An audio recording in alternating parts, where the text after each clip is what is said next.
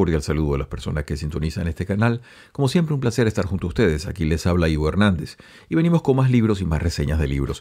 Hoy tenemos un tema un poquito complicado, de manera que les pido especial paciencia a las personas que me quieran acompañar en este viaje, porque vamos a tratar de uno de esos textos que ha tenido una reverberación interesante a partir del momento en que se escribió y que me parece a mí muy personalmente que no ha sido o bien leído o bien criticado. Y a ello vamos a tratar de referirnos. El texto que les tengo, lo tengo acá, pero me va a ocupar con otros textos también, porque él cita a varias personas. Se trata de este libro. Lo tengo en inglés, El fin de la historia y el último hombre, de Francis Fukuyama. Fíjense ustedes, este fue un texto escrito en 1992. Ya le vamos a entrar a la génesis del texto y por qué ese nos ocupa en este momento y cuál es lo que me parece a mí la importancia radical de este texto, que en sí mismo no es tan original, puesto que lo que hace es reagrupar ideas que ya habían sido expuestas por diversos autores. Pero vamos a tratar de enfocar de qué se trata todo ello. Lo primero que hay que decir, y vámonos entonces en la máquina del tiempo un momento, no a 1992, cuando esto fue escrito por su autor, Francis Fukuyama, sino 3 años antes, el 1989, un año sismático, el momento cuando se derrumba el muro de Berlín y con ello toda aquella mitología de un supuesto comunismo soviético científico. No había nada de eso, había un régimen opresor, una dictadura terrible que había sometido y sojuzgado al pueblo, a varios pueblos, de una manera humillante y terrible durante mucho tiempo y que había ejercido en el mundo entero una cantidad de influencias por vía de gobiernos títeres, etcétera, y muchísima represión y dolor humano. Lo cierto es que en ese año se producen 3 papers, es decir, 3 artículos académicos que van a tener importancia, puesto que cada uno de ellos se va a convertir en un libro. Todos van a tener una especie de visión de hacia dónde va entonces ahora el mundo, ya que no estamos dejando atrás el problema de la Guerra Fría, aquella confrontación en 2 polos y sus áreas de influencia. Bueno, ¿qué es lo que va a venir ahora? Uno de los artículos fundamentales que se publicó lo hizo, por ejemplo, el señor Samuel Huntington. El profesor Huntington dice, bueno, ahora lo que viene es el choque de las civilizaciones. Huntington se enfoca mucho en las culturas. Es un libro que por sí mismo requiere un análisis particular. Ese es uno de los artículos que va a salir ese año. Otro artículo va a ser de John Mearsheimer, un profesor, creo que es de Harvard, que va a enfocarse en la producción de hegemones locales, ya que no hay esos grandes polos. Ahora vamos a un mundo distinto, en donde va a haber una situación complicada, en donde van a surgir poderes regionales, etcétera. Eso también merece discusión. Y otro artículo que aparece justamente Fukuyama, un alumno de Huntington, como es Fukuyama, y lo tengo en mis manos. Fíjense ustedes, y aquí comienza la primera de las disecciones importantes que hay que hacer sobre este texto. El artículo que tengo acá, que lo publicó en la revista The National Interest en 1989, está acá. Y si usted puede ver, el artículo se llama El final de la historia o El fin de la historia. Fíjense ustedes, Francis Fukuyama, El fin de la historia, ¿no? Impreso en 1989, etcétera, National Interest. Ahora, si usted se fija bien, el título del libro no es ese solamente. El libro se va a llamar El fin de la historia y el último hombre. Entonces quiere decir acá que Fukuyama nos está haciendo otro planteamiento, además del planteamiento del fin de la historia, que vamos a tratar de dilucidar y de ver de dónde lo sacó y cómo llegó a él. Todo esto es importante. Entonces, volvemos al punto. Son básicamente producciones intelectuales que tratan de dar cuenta de ese mundo que están haciendo, de un mundo complejo en el cual toda la cartografía anterior se nos ha quedado nula y necesitamos nuevos vértices de orientación. Vértices que pueden estar equivocados, es lo más probable que así sea, somos humanos al final del día, y van a tratar de iluminar ese camino. Entonces, fíjense, el fin de la historia, ¿qué es eso?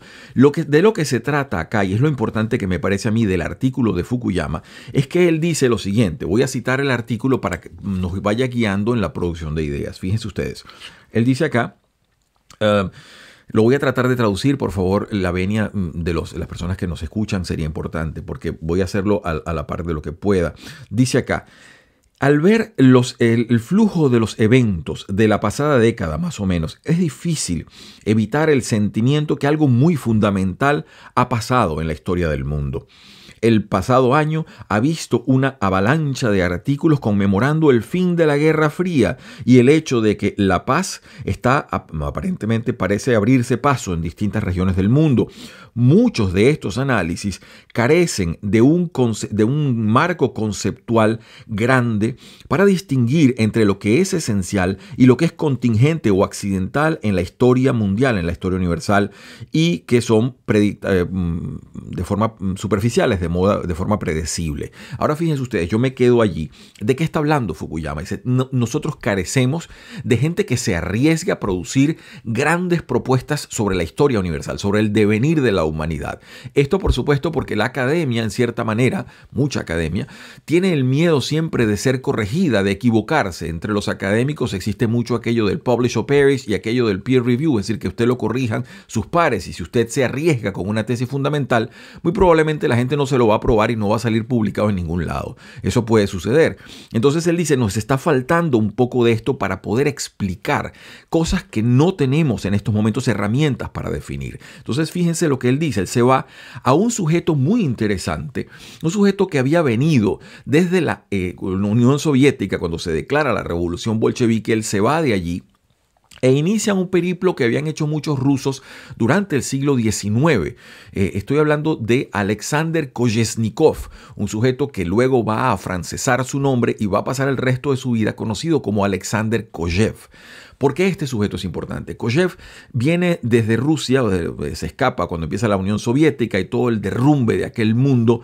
Él se empieza a formar en lo que sería la Europa occidental. Repito, hace un periplo que lo habían hecho antes que él muchas personas. Él se va a estudiar a Alemania y se forma en la Universidad de Berlín y la Universidad de Heidelberg. Allí doctora con Karl Jaspers, el famoso filósofo alemán. Entonces, ¿por qué es interesante esto? Porque Kojev lo que está haciendo es inercialmente seguir la misma ruta que habían seguido antes que él, Turgenev, Herzen, una cantidad, Bakunin, toda esa cantidad de pensadores de la Rusia del siglo XIX, pues tenían eso de venirse a vincular con las universidades occidentales, la primera posta de las cuales era casi siempre Alemania, y se formaban. Mucho de ello lo absorbe entonces sobre el idealismo alemán, sobre el siglo XIX alemán, y eso le permite entonces imbuirse directamente en la filosofía de Hegel, etcétera, etcétera.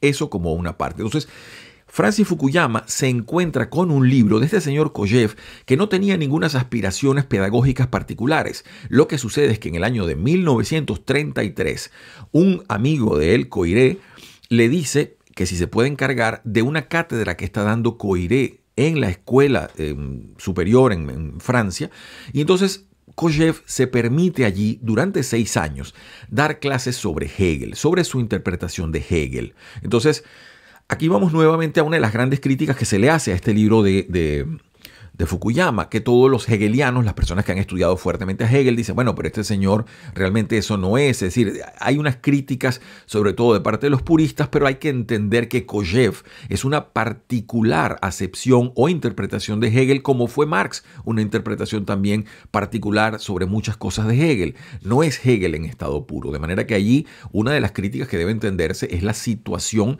ideológica o la situación temporal del texto, si cabe decirlo así. Entonces, ¿qué hace Kojev? Kojev empieza a explicarle a un público francés que no había tenido mucho contacto con la filosofía de Hegel, porque tanto para los franceses como para los ingleses, debido a las situaciones políticas, mucha de la filosofía del siglo XIX alemán había estado vedada o por lo menos limitada.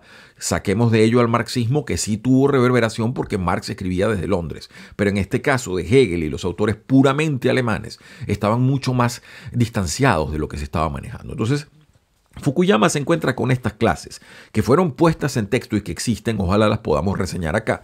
Y entonces se encuentra con la teoría sobre el fin de la historia. ¿Qué es el fin de la historia? Eso requeriría para mí varias horas de explicación, porque en sí mismo es una condensación de ideas que va a llevar a un proceso. Voy a tratar de ser lo más sucinto y claro posible. Pido siempre la venia de quienes nos escuchan y mucha paciencia en todo esto. El fin de la historia no es que se va a acabar, que no va a suceder más nada y que se acabó el tiempo o algo así. No, el fin de la historia es una especie de idea a través del cual la humanidad o la historia universal de la humanidad llega a su plena culminación, es decir, al punto a donde se supuestamente sería la meta final de esa narrativa histórica. Para darles una idea, una de las primeras grandes teorías o visiones sobre el fin de la historia es el cristianismo, por ejemplo, y en ello se apoya Hegel y en ello se apoyan otros, cuando nos dicen que el cristianismo plantea una historia vectorial, es decir, una historia que tiene un origen, un sentido y una dirección. Si usted se pone a pensar en términos abstractos, el cristianismo, por ejemplo, propone un momento creativo, que es el momento cero, a partir del cual se genera el devenir humano, y entonces plantea, luego de la venida del Mesías y todas las cosas que han pasado, un momento hacia el cual se va generando todo hacia una posible salvación total de la humanidad o un posible juicio final en el cual la historia culminaría, es decir, no pasarían, ahí sería esa realización total, como lo diría, por ejemplo, Agustín de Hipona, en fin. Vemos una direccionalidad en la historia, no es la única, no, los cristianos no son los únicos, ha habido otras.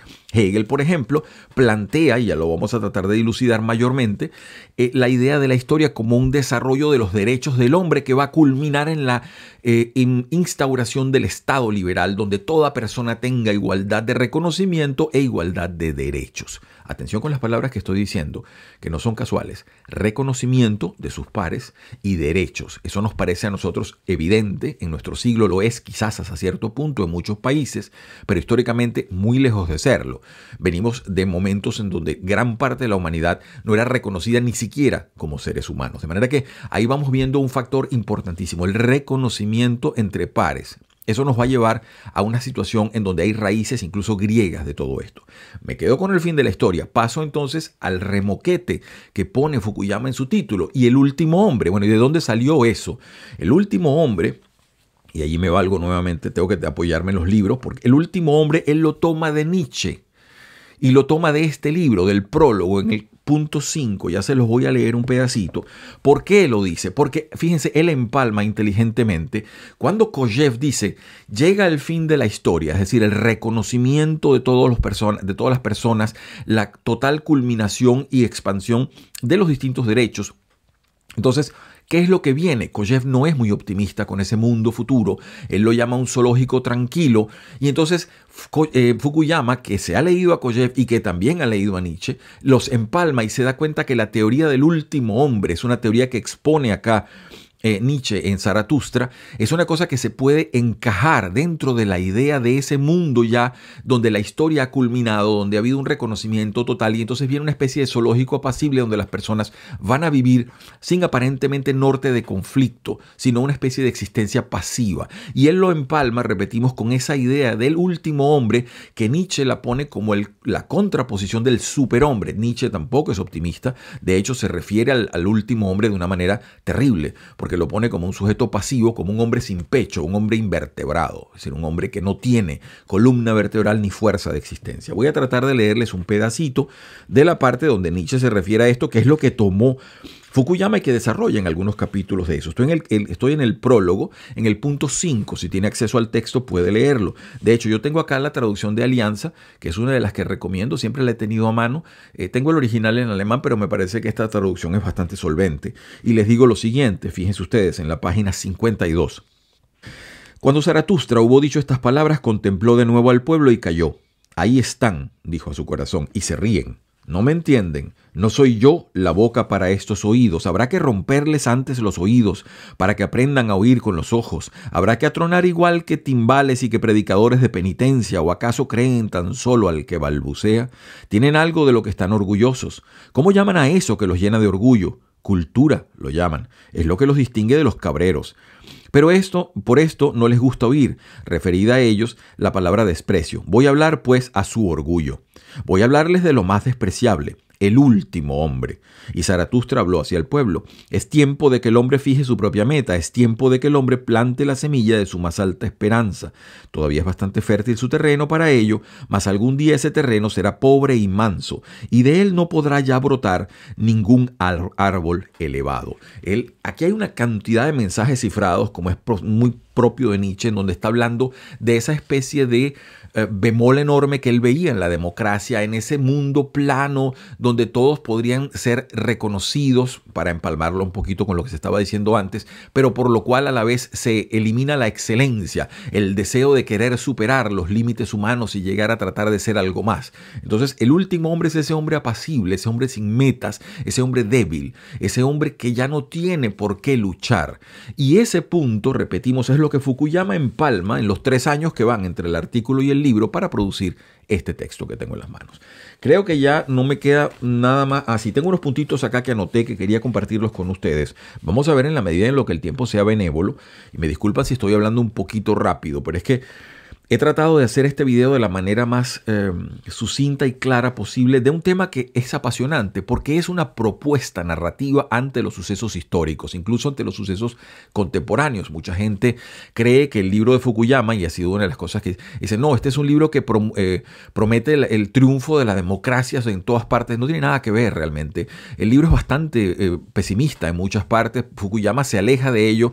Donde tiene sus bemoles es que Fukuyama como liberal trata de interpretar algunas cosas de la realidad, le da muy fuerte a los realistas en términos de relaciones internacionales, ¿no? Les da duro allí, se faja también con algunas otras personas a las cuales critica, pero en realidad el libro no es optimista y sí está al contrario diciendo que va a haber muchos vaivenes hasta que empieza a expandirse lo que tiene hasta ahora muy pocos rivales, cuál es la acepción de derechos dentro de la humanidad, a pesar de los retrocesos que podamos experimentar. Se trata, repetimos, de un plan a largo plazo. Esto no es una cosa que se indicaría en 10, 20 años. Es una cosa que tiene un largo aliento, pretendiendo que la humanidad, y si vemos los últimos desarrollos, va en estos momentos adquiriendo cada vez más conciencia del derecho de cada hombre por sí mismo. Es una cosa que sería para los liberales una gran meta, pero también va a ser pasto de ataque de personas que no aceptan esto y que quieren imponer otro tipo de regímenes. Todo eso lo plantea el libro. Les digo una cosa importante también. Esto del reconocimiento, esto de ser reconocido, es uno de los planteamientos fundamentales de Hegel, sobre todo en el sentido en que Hegel se aparta de aquel estado de naturaleza que nos decían Hobbes, Locke y Rousseau, de unos sujetos que luchaban, según decía Hobbes, y entonces se nombran un leviatán, todo aquello, aquel estado donde todos eran impolutos y buenos, como pudiera decir Rousseau. Hegel habla un poco más, y estoy simplificando, por favor, habla un poco más de la necesidad de la persona de ser reconocida, y por ello mismo las personas llegan entonces, en un estado hipotético, a entablar un combate máximo, un combate mortal entre estas dos personas que buscan ser reconocidas. Una de las cuales logra entonces superar su temor a la muerte y vencer al otro, y el otro se subsume y se convierte entonces lo que va a ser luego conocido como la teoría o el planteamiento del amo y el esclavo. En eso se basa justamente Fukuyama para desarrollar el texto del fin de la historia, porque entonces el resto del devenir de la historia va a ser la forma incompleta como estos dos sujetos se van a mover. El amo porque quiere ser reconocido por todo el mundo, pero no le importa ser reconocido por estos sujetos que son esclavos, que no son realmente humanos para él. Quiere ser reconocido por otros amos, por lo cual se desencadenan guerras y todo esto. Y el esclavo porque empieza a encontrar la vindicación de su vida en el trabajo. Y ahí encontramos un factor clave que tanto para Hegel como para Marx va a ser fuente de desarrollo de la humanidad, cuál es el trabajo y el reflejo del ser humano dentro de la actividad laboral. Eso es importante. Pero les decía, esto del reconocimiento, ellos lo basan en una idea fundamental que viene desde los griegos y que se llama timé o timos. Se puede llamar así, piensen en T-H-Y-M-O-S, timos, ¿no? O timé, si lo quiere ver así. Es algo que ya está, nosotros lo encontramos desde Homero, lo encontramos en Demócrito, lo encontramos en Platón. Es para Platón uno de los componentes del alma, es decir, pudiera ser traducido como una especie de deseo de reconocimiento, de orgullo, de noción de sí. En fin, el punto es que ese timé o esa cultura del timé, del reconocimiento, del orgullo de sí mismo, de la percepción del ser, es lo que va a guiar mucho el devenir histórico.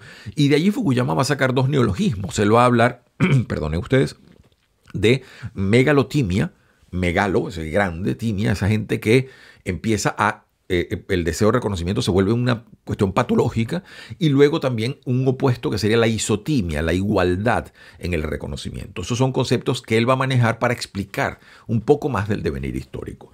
Creo que no tengo nada acá. Había notado unas cositas, me permito leérselas. me parece que son prudentes. Yo la anoté así en mi cuaderno. Dice así: desde San Agustín, la historia deja de ser ciclos sucesivos infinitos y se convierte en finita desde la creación hasta la salvación de la humanidad o el juicio final. Esto es interesante porque para los griegos la historia era una especie de cíclica, forma cíclica, ¿no? O de espiral, si lo quiere ver también así. Kant en 1784 produce la idea de una historia universal con perspectiva cosmopolita. Ese es un artículo muy interesante en donde ya Kant empieza a decir: nosotros necesitamos una perspectiva o una especie de teoría grande de la historia universal. Muchos decimos que de allí fue donde Hegel recoge el guante para producir, a partir de su texto La fenomenología del espíritu, un planteamiento sobre esto del devenir de la historia, ¿no? Kant habla también de las instituciones liberales como forma de organización. Y yo puse acá justamente esa imagen. Dice, fíjese, Hegel recoge el guante y explica su sistema volviéndose el primer filósofo historicista. No en el sentido de inducción, como dice Popper, por ejemplo, no. Sino que la consecuencia está limitada por el contexto social y cultural, es decir, por el espíritu de los tiempos. Por ello, hay cierta relatividad histórica de la verdad, es decir, usted solo puede acceder a un concepto de verdad relativo al tiempo en el que la maneja, al tiempo en donde esos conceptos se verifican.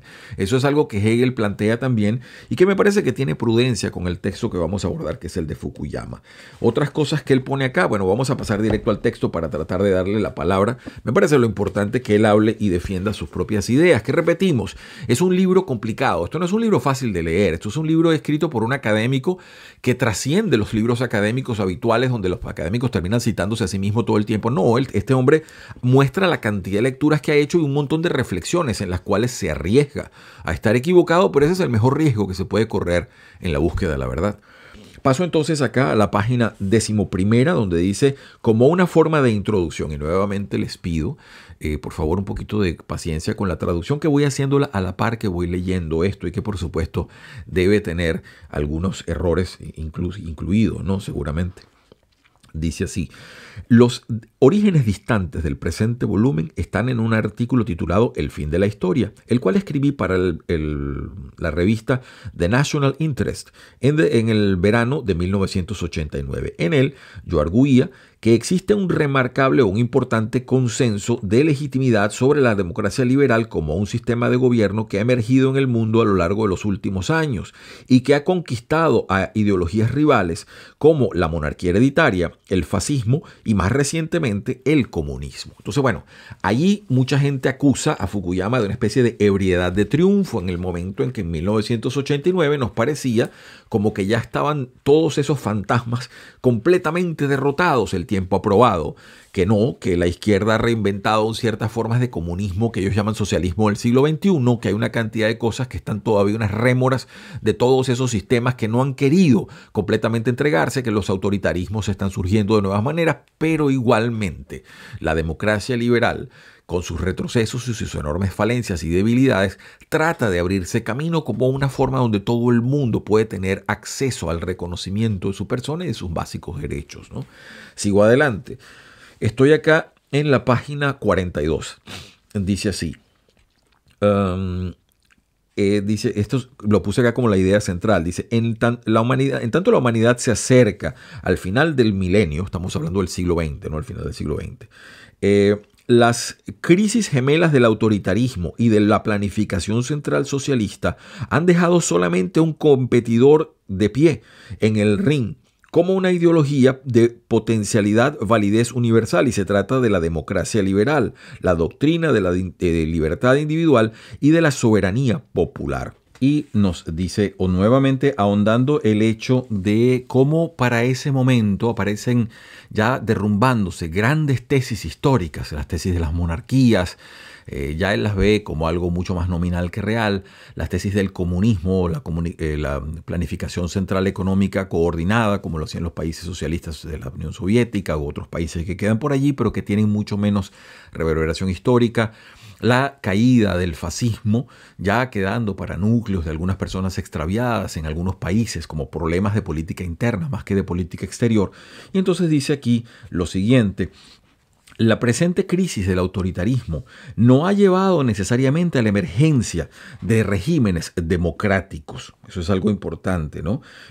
Muchos de los países que se han desarrollado rápidamente en el este asiático, si bien de forma económicamente liberales, no han aceptado el reto de una liberalización política. El caso chino sería, por ejemplo, importante, ¿no? La revolución liberal ha dejado ciertas áreas, o la revolución de ese momento, la revolución liberal que existía, ha dejado ciertas áreas como el Medio Este, el Medio Oriente, relativamente intocadas o no han sido tocadas. Y dice acá lo siguiente: sin embargo, ¿no?, el número aparente de alternativas que los países enfrentan o tienen al determinar cómo van a organizarse política y económicamente ha estado disminuyendo con el tiempo. Eso es importante decirlo. Es decir, las opciones se han ido reduciendo, quedando ya varias sobre la mesa, y queda todavía países que escogen una u otra, pero se pudiera decir en términos incluso estadísticos que la democracia liberal en pininos va tratando de avanzar. No es una tesis optimista ni es una tesis triunfalista como muchos lo han querido ver, e incluso el propio Fukuyama en algunos momentos pareciera inducir, pero no realmente así. Es tratar de decir, bueno, lo que está pasando es que se están ampliando los derechos, y para ello es donde decimos se basa en la tesis de Alexander Kojève. Sigo en la página 45, dice: lo que está emergiendo victorioso, en otras palabras, no es en tanto la práctica liberal como la idea liberal. Esto es decir, para una gran parte del mundo no existe ahorita una ideología que tenga una pretensión de universalidad y que esté en posición de retar a la democracia liberal, y ningún principio universal de legitimidad otro que no sea la soberanía del pueblo. Es decir, esos conceptos inmanentes o medulares de la democracia liberal están abriéndose camino en algunas partes entre las grietas del autoritarismo, entre las grietas del comunismo y el totalitarismo, del socialismo, etcétera, etcétera. Empiezan a abrirse camino. Repetimos, es una tendencia más que un diagnóstico de lo que pudiera darse a corto plazo. Es una narrativa, por decirlo con las palabras que se suelen usar contemporáneamente, es una narrativa de largo aliento lo que está planteándose acá. Sigo adelante. Estoy acá con las vindicaciones que él hace sobre la situación de la historia cíclica y cómo se introduce entonces la linealidad histórica que él empieza a discutir. En la página 56 dice lo siguiente: en la visión griega, la historia no era realmente cíclica, dice él. No, la primera realmente historia universal dentro de la tradición occidental fue la tradición cristiana, mientras que existieron esfuerzos griegos y romanos para escribir historias del mundo conocido. Fue realmente la cristiandad la primera que introdujo el concepto de la igualdad de todos los hombres en la perspectiva de Dios, y desde allí concibió una especie de destino conjunto para todas las personas del mundo. Por eso les decía, una historia universal en ese sentido, ¿no? O un planteamiento de historia universal. Todas las naciones no eran sino ramas de una más o un tronco fundamental que sería la humanidad, cuyo destino pudiera ser entendido en términos del plan de Dios para la humanidad. La cristiandad, además, introdujo el concepto de una historia que era finita en el tiempo, comenzando con la creación del hombre y terminando con su salvación final, o su condenación en todo caso también, ¿no? Para los cristianos, el final de la historia en la tierra o en el mundo estaría marcada con el día del juicio, ¿no? Es muy interesante porque, repetimos, ahí hay un planteamiento. Si usted lo quiere ver en términos abstractos, mucho más de que usted sea cristiano o no, si ve el planteamiento teórico que está dándose allí, hay una linealidad y un enfoque, y como él dice, el cristianismo iguala a los hombres en la perspectiva en que, por más que sean ramas de distintas etnias, distintos grupos, todos se igualan en el tronco común de la humanidad. Eso es una propuesta teórica interesante, hecha hace 2000 y tantos años, 2100 años, ¿no? El más importante de estos intentos, repetimos, de historia universal, fue hecho también con el establecimiento del método científico ya para el siglo XVI, el método que asociamos con Galileo, Bacon y Descartes, y que asumió la posibilidad de un conocimiento y por ello de un dominio sobre la naturaleza que era también en cierta manera sujeto de una serie coherente de leyes universales. El conocimiento de estas leyes no era solamente accesible al hombre como hombre, sino era acumulativo. De hecho, de tal manera que sucesivas generaciones pudieran entonces salvarse de los errores y de los ensayos y errores que habían hecho otras generaciones antes que ellos. Como ustedes pueden ver, está planteando el hecho ya para llevarnos a la idea kojeviana del fin de la historia, qué se sucede y que toma Kojev, Alexander Kojev, de Hegel cuando Napoleón entra en la batalla de Jena en 1806 y Hegel ve allí el comienzo de la expansión final de los derechos del hombre, porque no es Napoleón la figura, sino lo que Napoleón traía con él, cuáles eran los valores del ciudadano, es decir, de la persona plena de derechos, ya sin distingos de abolengo, clase, aristocracia o religión. Eso es importante y es lo que se está tratando de remarcar acá. Repetimos, esto puede tener muchísimas aristas para la crítica, pero lo que hay que tratar de apreciar, y es lo que da algún valor a este texto de Fukuyama, es el planteamiento generalizante de lo que se está tratando de decir, con enormes riesgos, le decíamos desde el comienzo, muy fácil encontrarle los bemoles y las cosas, pero tratar de comprender qué es lo que se nos está tratando de decir y cómo mucho de todo esto nos engloba, porque toda la tradición cristiana que estamos viendo luego de la Ilustración, luego de filósofos como Hegel, y todo esto nos va llevando entonces a la cimentación de algo que nos une a muchos en Occidente, cuál es la defensa de la democracia liberal por los valores del individuo, por la soberanía popular en la elección de la forma como se quiere vivir, etcétera, ¿no? Es importante. Seguimos adelante. Bueno, él acá empieza a hablar sobre Machiavelli, Condorcet, en fin, hay una cantidad de autores. Se ve que Fukuyama hizo la tarea de tratar de fundamentar su caso, por eso es que me parece que mucha gente lo remata muy rápidamente y diciendo que es un libro triunfalista, que no lo es para nada. El libro, al contrario, tiene momentos bastante pesimistas sobre el devenir inmediato de la historia, si bien puede decirse incluso que llegando a ese fin de la historia lo que nos esperaría o lo que nos espera no es nada promisor, porque es un horizonte que puede estar incluso bastante controlado por ese mismo hombre que no tiene metas, ¿no? Entonces, seguimos aquí.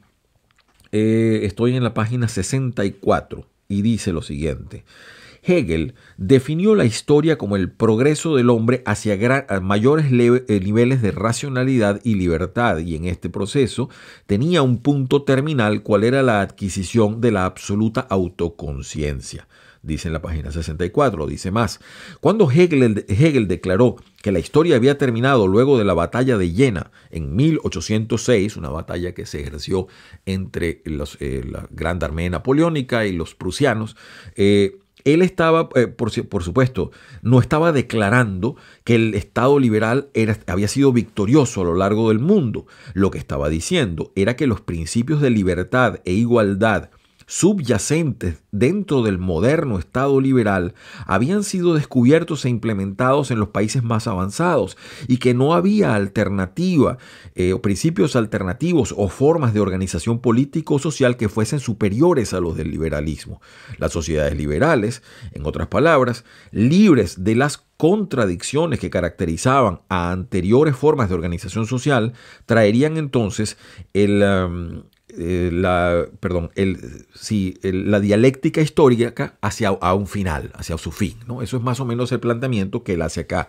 Vemos entonces a un Fukuyama citando a Hegel, pero muy bajo los lentes también de Kojev, que se afinca en ese punto particular para desarrollar lo que él va a decirnos sobre el fin de la historia. Paso entonces ya a hablarles un poquito de Kojev. Vamos a ver cómo está el tiempo, si no está tan contra nosotros. Nos quedan unos minutitos para abusar de ustedes. Sigo leyendo el libro que nos ocupa, El fin de la historia y el último hombre, de Francis Fukuyama. Por cierto, esto existe en edición en español. Yo adquirí esta en inglés porque me salió muy económica.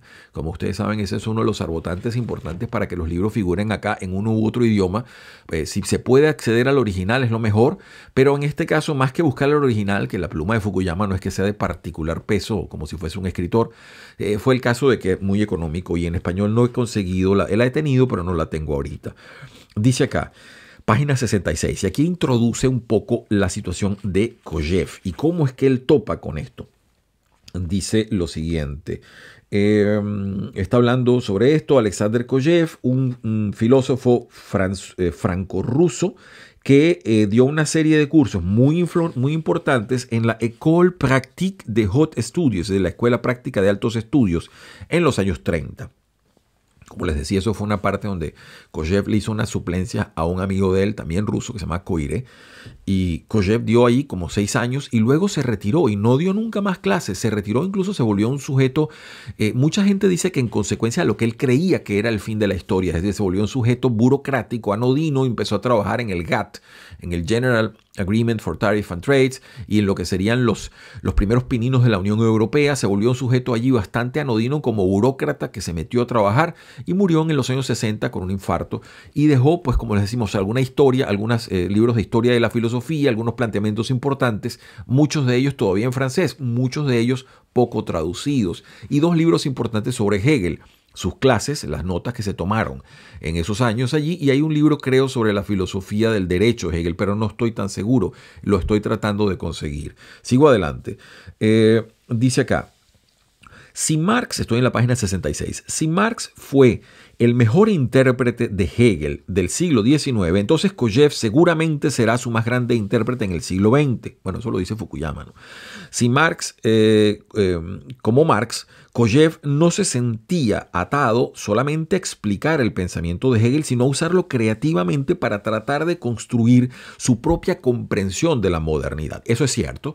Si usted se pone a ver, por eso los hegelianos muchas veces critican este texto y critican algunas cosas de Kojève, porque dicen que Kojève se separa de lo que sería la idea pura de lo que estaba explicando Hegel. Sin embargo, hay que entender que, y él lo pone acá como Marx también es un intérprete, son intérpretes creativos, es decir, gente que se apoya en una filosofía bastante sustantiva e importante como la que nos dejó Hegel en materia de filosofía política y todo el planteamiento, el desarrollo del espíritu en las sociedades, toman eso para entonces explicar su concepción del devenir del mundo, del devenir de la historia. Digo más, página 66.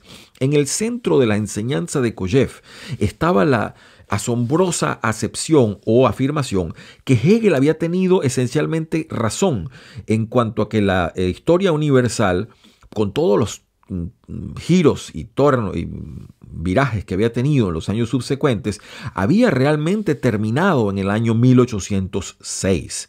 Dice así, ¿no? Es difícil leer a través de las capas de ironía en el trabajo de Kojève la verdadera intención, pero más allá de esta conclusión aparentemente extraña está el pensamiento que los principios de libertad y igualdad que habían emergido de la Revolución Francesa, llevados a cuerpo o en el cuerpo de lo que Kojève llamaba el Estado moderno, el Estado universal y homogéneo, representaban el punto final de la evolución ideológica más allá de la cual era imposible progresar.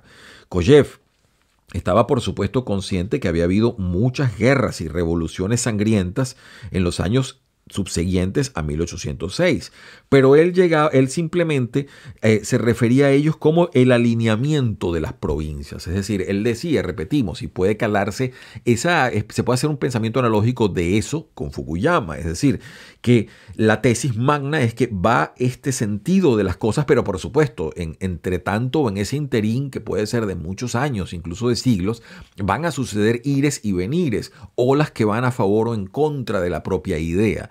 Por lo cual la narrativa no se elimina. Volvemos entonces al caso como el cristianismo. Si el cristianismo dice la meta fundamental es la salvación de la humanidad o ese punto final hacia el cual vamos, por supuesto que ha habido ires y venires en ese sentido, si usted lo ve como cristiano, por ejemplo. Entonces ha habido grandes avances, ha habido grandes retrocesos. Se trata siempre de una tesis inmanente, de una tesis que va por debajo de todo ello tratando de explicar lo que sucede en la superficie, que como él dice son alineamientos de las provincias, cosas que van sucediendo pero que en sí mismo no tienen mayor reverberación ontológica, es decir, fundamental. Hay pedacitos de Kojève citados completos acá. Yo se los salto, no porque no sean importantes, que lo son muchísimo, sino por el tiempo. Y me paso directamente al capítulo 17, que es cuando él empieza a hablar de el timos. Él lo dice acá en inglés y dice el auge y la caída de timos. Timos, repetimos, es esa sensación de autorreconocimiento, orgullo, percepción, como usted lo quiera ver.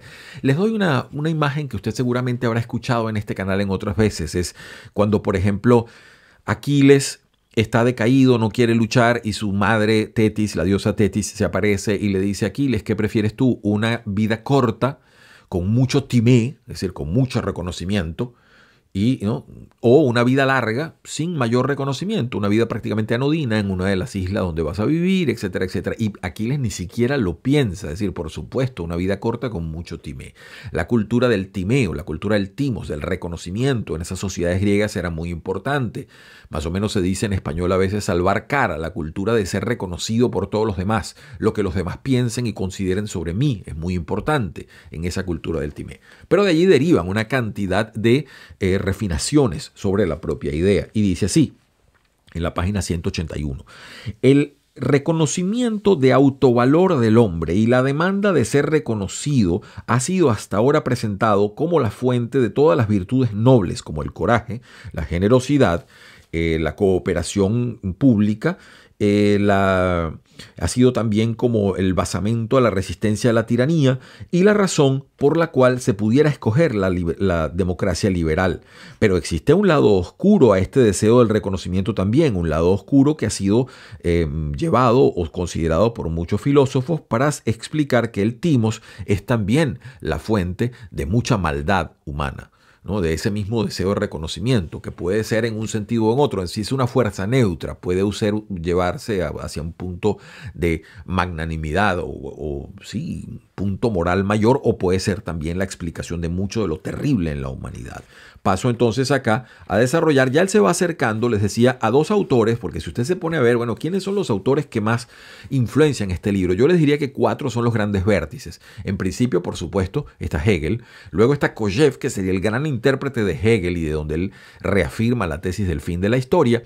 Luego viene Tocqueville, que es un autor muy importante que ya había previsto en su libro sobre la democracia en América esa transición y pérdidas que se dan dentro del mundo aristocrático cuando se pasa al mundo democrático. Como el mundo democrático es más plano, más masivo en producción, pero por ello mismo carece también de las virtudes de excelencia que pudieran darse en algunas aristocracias. Esto es llevando un Tocqueville muy simplificado, como los estoy poniendo. Y un último autor, que es de donde viene la tesis de los hombres sin pecho y de todo el último hombre, que es Nietzsche, que aparece acá. Hay otros autores también citados, pero estos son fundamentalmente los que más se hablan. Les digo acá, él acá habla, en el capítulo 18 se afinca un poco más en la situación del amo y el esclavo. Y entonces dice, pues después que estos dos sujetos en una situación hipotética se han enfrentado con una lucha a muerte, uno vence al otro, el otro se declara como serviente de este amo. Entonces dice acá, el amo y el esclavo, página 192, quedan luego insatisfechos por razones diferentes. El maestro o el amo, perdón ustedes, en cierto sentido es más humano que el esclavo porque está dispuesto a sobreponerse a su naturaleza biológica para conseguir un fin no biológico, que es el reconocimiento. Ahí está hablando Hegel. Es decir, lo que él está diciendo es que esta persona en esa lucha hipotética pudo sublimar su temor a la muerte para lograr el reconocimiento. Entonces, por ese vencimiento de su propia naturaleza, él obtiene eso, mientras que el otro cede por el miedo a la muerte y entonces se afirma como un humano o más bien la parte más animal del ser humano. Al arriesgar su vida, sigo adelante, ha demostrado que es libre. El esclavo, por contraste, sigue el consejo de Hobbes o las previsiones de Hobbes y cede a su miedo ante una muerte violenta, ¿no? Al hacerlo, se mantiene entonces como un animal en necesidad y temeroso, incapaz de sobreponerse a su determinación biológica o natural. Entonces, pero la falta de libertad, su humanidad incompleta es la fuente justamente del dilema del amo, porque el amo requiere reconocimiento de parte de otros seres humanos, es decir, reconocimiento de su valor y de su dignidad por otros seres humanos que también posean valor y dignidad. Pero por supuesto el esclavo no la tiene, entonces empieza pues el devenir histórico de todo ello. Y hay una parte, esto es un desarrollo que si le parece un poco confuso, no se culpe, es normal, sobre todo las primeras veces. Esto hay que masticarlo para lograr digerir algún contenido más allá de lo aparente. Pero dice acá lo siguiente, fíjense ustedes. El esclavo también está insatisfecho. Su falta de satisfacción, sin embargo, no lo lleva a una especie de estagnación muerta, como en el caso del amo, sino a una especie de cambio creativo y enriquecedor. Al someterse al amo, el esclavo no está siendo reconocido como un ser humano, al contrario, es tratado como una cosa, como una especie de objeto para la satisfacción de los deseos del amo. El reconocimiento es completamente de un solo lado, pero en esta ausencia de reconocimiento, o esta ausencia de reconocimiento es lo que lleva al esclavo a querer provocar o forzar el cambio. El esclavo recupera su humanidad, la humanidad que ha perdido en razón del miedo de una muerte violenta, a través del trabajo. Inicialmente, el esclavo se ve forzado a trabajar para la satisfacción del amo bajo la situación del miedo de la muerte, pero el motivo de su trabajo luego cambia. En vez de trabajar por una situación de miedo, por un castigo inmediato, empieza a hacerlo bajo una sensación de deber y de autodisciplina, en el curso del cual empieza a entender cómo suprimir sus deseos animales por el fin del trabajo. En otras palabras, desarrolla algo así como una ética del trabajo. Y aquí vamos a una fase donde el trabajo adquiere, repetimos, una dimensión espiritual enorme para la humanización de ese esclavo que había perdido en relación del miedo a la muerte y todo el planteamiento que se nos hace en la narrativa. Ello, ¿no?, se había convertido más o menos en una cosa. Y la parte final del libro, ya para no ser muy extenso, a partir del capítulo 28 en adelante, es completamente sobre Nietzsche y dice lo siguiente. Está hablando ya, se dice, los hombres sin pecho, ¿no? Y esto es una cita sobre Nietzsche y la obra de él. Y dice lo siguiente, la página 300. De acuerdo a Hegel, el estado universal y homogéneo completamente reconcilia la contradicción que había existido en la relación entre el amo y el amo y el vasallaje, ¿no? Haciendo que estos antiguos esclavos se conviertan ellos en sus propios amos. Karl Marx representaba un polo de crítica importante sobre Hegel, diciendo que este reconocimiento no podía llegar a ser universal, puesto que la existencia de clases sociales prevenía que esto llegara a suceder. Pero la otra importante crítica que se hizo a esta tesis hegeliana fue emitida por Nietzsche. Pues si bien es cierto que Nietzsche decía que su crítica no estaba pensada como situaciones como las de Marx, en situaciones de partidos o clases políticas, etcétera, etcétera. Dice acá, le leo en la página 301, para Nietzsche había poca diferencia entre Hegel y Marx, puesto que su meta era más o menos la misma, una sociedad que llegase a lograr el reconocimiento universal. Él, de hecho, planteaba la siguiente cuestión o la siguiente pregunta: ¿es el reconocimiento que puede llegar a ser universalizado realmente válido o importante o meritorio en primer lugar? ¿No se trata acaso de la calidad de ese reconocimiento que debe ser más importante que su universalidad? ¿Acaso no es la situación de universalizar estos reconocimientos una cosa que las devalúa? Y aquí se presenta en Nietzsche como diciendo, bueno, pero es que un momento, si usted tiene un sujeto que lo va a usted a estar reconociendo por simplemente el hecho de reconocerlo o darle derechos porque realmente simplemente les da los derechos, eso devalúa completamente la idea de los derechos que no han sido adquiridos por relación de esfuerzo o por relación de riesgo, etcétera, ¿no? Dice acá 301, para Nietzsche el último hombre en realidad era el esclavo victorioso. Él estaba de acuerdo con Hegel que la cristiandad había sido una ideología de esclavos y que la democracia representaba una forma secularizada de la cristiandad. La igualdad de todos los hombres ante la ley era la realización del ideal cristiano de la igualdad de todos los creyentes en el reino de los cielos. Pero la creencia cristiana en la igualdad de los hombres ante Dios no era nada más que un prejuicio, es decir, un prejuicio nacido del resentimiento de los débiles en contra de aquellos que eran más fuertes, que lo que eran ellos mismos. Ve el planteamiento nietzscheano acá. Por eso les decíamos esa idea del último hombre y del superhombre, que es el hombre que accede a una fase superior de su propia humanidad en relación a un esfuerzo y a un asumir los riesgos de innovar o de llevar sus extremos hacia pasos superiores. Dice acá, nuevamente Nietzsche, página 301, la democracia liberal o el estado de la democracia liberal no constituye una síntesis de la moralidad del amo y la moralidad del esclavo, como decía Hegel. Para Nietzsche representaba la victoria incondicional del esclavo. La libertad del amo y la satisfacción no se habían preservado, pues nadie había decretado algo así en la sociedad democrática. El ciudadano típico de la democracia liberal era el individuo que había sido educado por Hobbes y por Locke y que había dado orgulloso sus derechos, ¿no? y su creencia para una confortable, en favor de una confortable autopreservación. La crítica de Nietzsche es bastante importante y por eso él le dice el último hombre. ¿Por qué dice Fukuyama todo esto? Bueno, porque habla de que cuando llegase esa idea del autorreconocimiento, donde todas las personas van a ser iguales, donde todos tienen derecho, empezaríamos entonces a transitar el mundo de una especie de humanidad fofa, donde hay carencia de valores, donde hay carencia de deseo de buscar cosas de mayor mérito y todo ello. Usted puede estar de acuerdo o no, pero lo cierto es que el libro plantea algo importante y que no es algo triunfalista como se le ha criticado o algo sencillo de presentar. Dice acá, sigo en la página...